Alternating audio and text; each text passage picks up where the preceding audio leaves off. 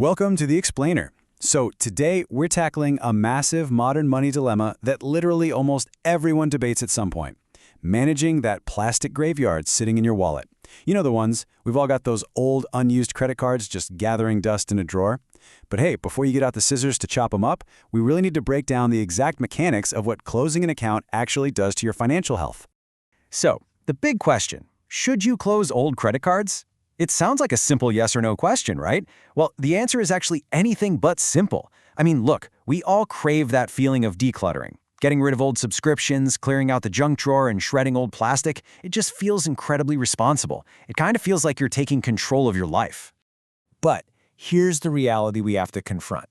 That overwhelming desire to tidy up, it can actually be a massive trap. While snipping that piece of plastic into tiny pieces feels like a huge step forward, doing it without understanding the underlying math can seriously wreck your credit score. It's like taking one step forward and three massive steps back. Section 1. The math behind your score and uncovering the invisible credit algorithm. Okay, let's dive right into the mechanics here. A full 30% of your credit score is determined by your credit utilization, and another 15% is based on your length of credit history. Think about that for a second. That means a massive 45%, literally almost half of your entire score, is tied directly to the exact two factors that get hit when you close an old card. So let's define that first biggest slice of the pie, the credit utilization ratio. Simply put, this is just the percentage of your total available credit that you're currently using. Think of it kind of like lifting weights.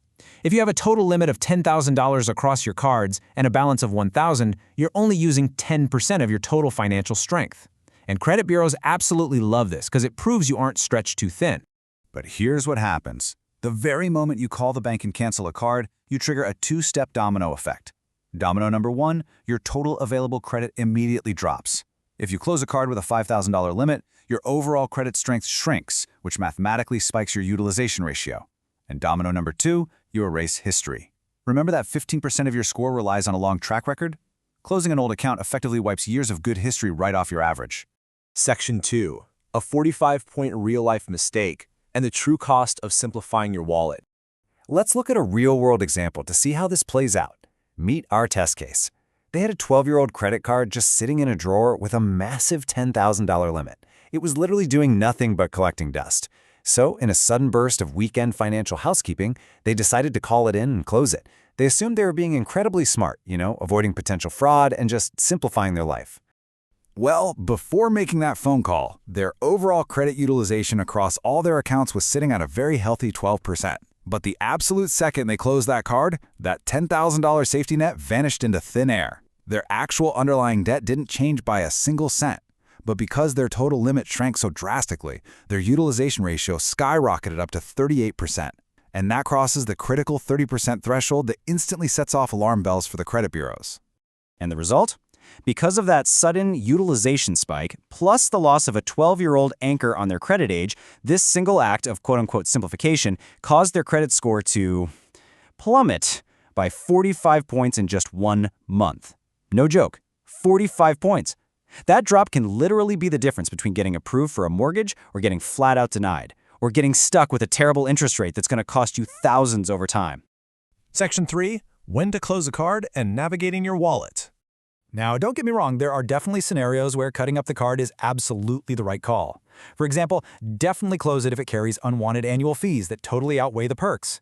Close it if having it open is a severe temptation for you to overspend. Your personal financial safety will always override the credit score math. Or, close it if the issuer just has terrible customer service. However, on the flip side, you want to keep your oldest cards. Keep cards with very high limits because those suppress your utilization. And absolutely do not close any accounts if you have a major loan application coming up in the next year. So if you fall into that keep it category, here is the ultimate best practice hack to manage those old accounts. Keep your oldest 2 to 3 cards open, but to prevent the bank from just closing them automatically due to inactivity, put a small automated recurring charge on them. Seriously, a monthly subscription like Netflix or Spotify is absolutely perfect for this. Just set up auto pay from your checking account to clear it in full every single month. This keeps the account active, it anchors your credit age, and it requires literally zero daily effort from you.